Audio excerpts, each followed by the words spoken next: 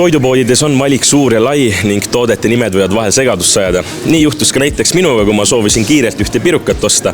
Toote nimi oli nagu lihapirukas, võtsin selle kiirelt ning alles hiljem avastasin, kui seda sõin, et tegu polnudki lihatootega.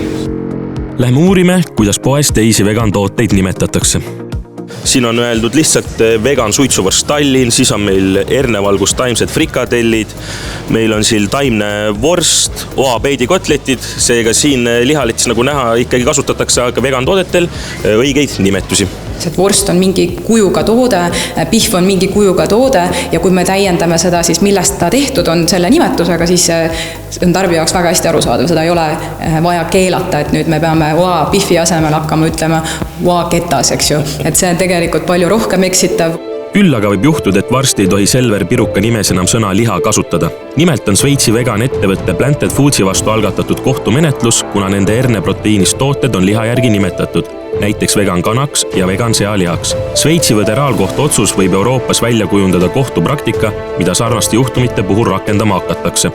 Nii oleme siin vegan toodete leti juures ja koheselt jääb tegelikult silma selline asi, et siin on taimne võileiva kate originaal viilutatud.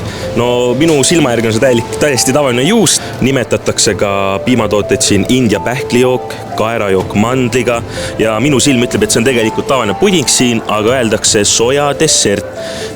Köögikoore kohta on öeldud köögikaste. Täna on siis Euroopas reguleeritud piimatoodete nimetuste kasutamine ja seda siis tegelikult juba viimased 10 aastat, kus Euroopa Liidus otsustati, et siis piim on selline vedelik, mida toodab ainult imetajate emaslooma piimanääre. Praegu ajab küll segadusse, et kui juust on, siis selles suhtes meie teaduses on ikkagi, et see on piimatoode.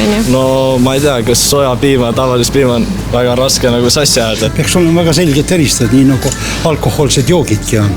On taimetoitlastele taimetoidud ja on lihapiim. No isiklikult ma nendest küll aru ei saa ja et kui ma tahaksin osta, siis ma arvatavasti peaksin mingid lisauuringuid tegema, kuna mul pole aimugi, mis need on või mis seal sees on. Raske on öelda, et mis selle kohtuasja lõpptulemus võib olla, et ka see piima regulatsioon on väga suuresti olnud seotud piimatööstuse lobiga ja võib-olla vähem sellega, et kas tarbija päriselt on olnud eksitatud või mitte. Mida suuremat lõhet me tekitame nende toodete vahele, mida nad siis justkui asendavad, seda keerulisem on tarbijal teha keskkonnasõbralikumat valikut. Kohtuasi, mis selgitab vegan toodete saatuse, peaks selle aasta lõpuks lahenduse saama. Seniks aga naudime nagu lihapiruka söömist.